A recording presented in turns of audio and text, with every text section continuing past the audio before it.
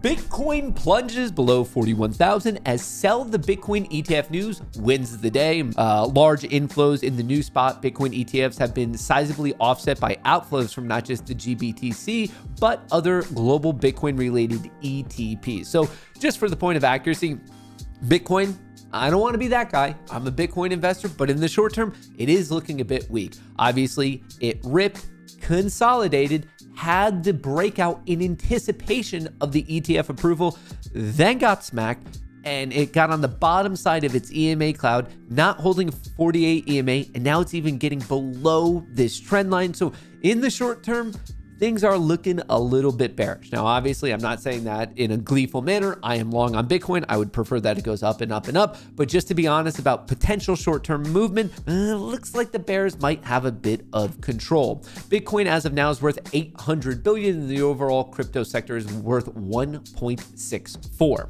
Crypto bulls lose 217 milli as apparent grayscale sales weigh on Bitcoin. Analysts also pointed out that GBTC shares flipped to a 0.9% discount on Thursday amid quote-unquote likely selling pressure. So what's going on is we had the event of buy the rumor, sell the news. It got sold, and then people were like, somehow surprised that there would be selling, and now we're seeing a bit of we'll call it short-term capitulation. Spot Bitcoin ETF scoop up another 10,600 Bitcoin on day 5.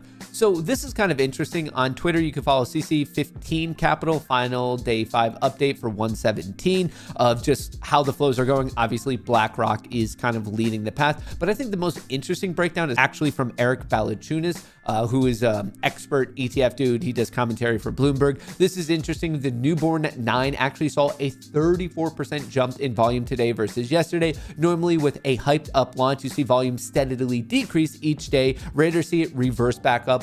All but one saw a jump. 2, but GBTC a change flow, so it wasn't at volatility. We can see the overall volume and the percentage jump and whatnot. But right now, IBIT, which is from BlackRock, that's the iShares. Then you have Fidelity at number 2, and then you have ARK, Kathy Wood's ARK, and that's ARK B. That's in position number 3 of overall. So interesting that it was a high spike, then came down, but kind of pulling itself out of U-turn in terms of volume, aka just like trading popularity, volatility, that type of thing.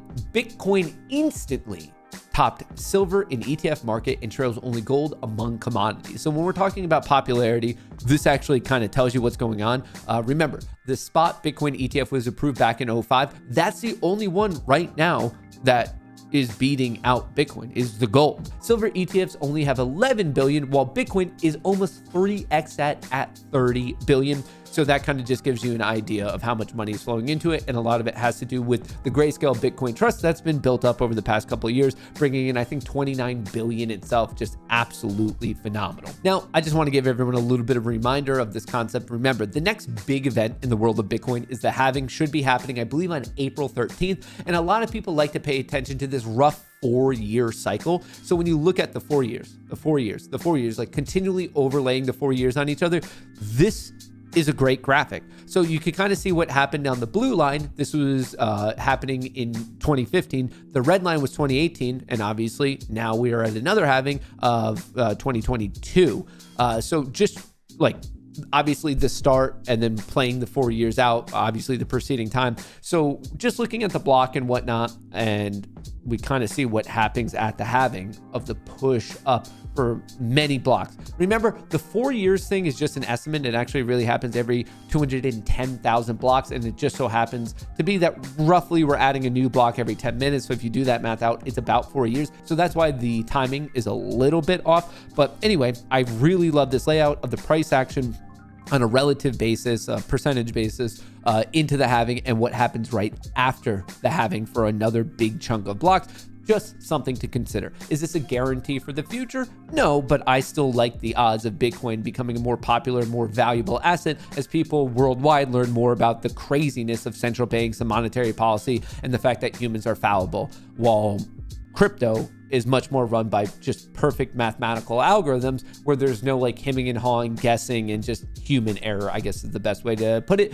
But that doesn't mean Bitcoin's going to be the only winner. A lot of people are looking at Ether from the Ethereum network, for this particular year. Ether could soar in 2024 on the back of the Dencun upgrade. The Ether Bitcoin ratio has risen to 19% in the first 3 weeks of the year, taking back part of the last year's 25%. They're just talking about the difference between the two, and sometimes a lot of people like to see it's kind of an oscillator of which one's rising, and then you look for that one to drop and then for the other one to rise. So right now, there's a big differential between Bitcoin and Ethereum, which is another fancy way to just say Bitcoin was rising more rapidly than Ethereum was. And then a lot of people in the crypto world, when they see it spike too much, they predict an offloading of money within Bitcoin to instead go to Ethereum, and then that kind of closes the gap and it just oscillates back and forth. ETH, the native token on Ethereum's blockchain, underperformed Bitcoin in 2023 as the latter's newfound smart contract non-fungible narrative and spot ETF optimism drew investor money. ETF could be poised for a breakout year.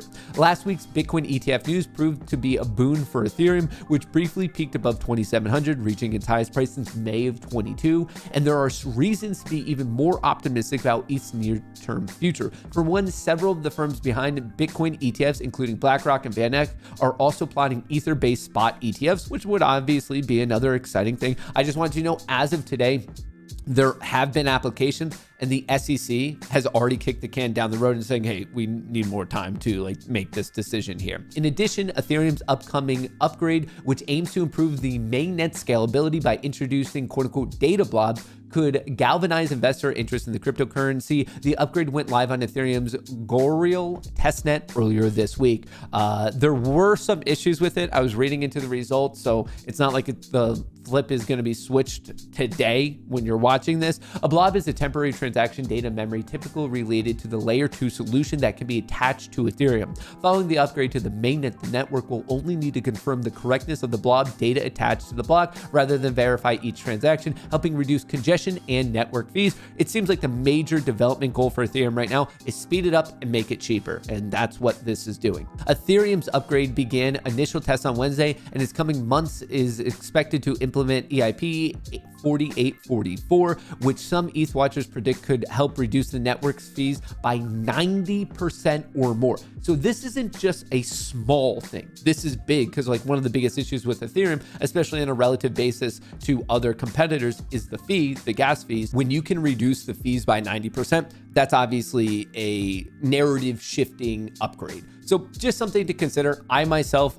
yes, I'm in Bitcoin. I'm invested in Bitcoin. I'm also invested in Ethereum. I'm playing both of them as a long-term investment. I hope they both work out. I hope at minimum, at least one works out. I think there's reasons to be excited about both. Obviously, those are my own thoughts and opinions on it. But hey, I would love for both of them to rip to kingdom come.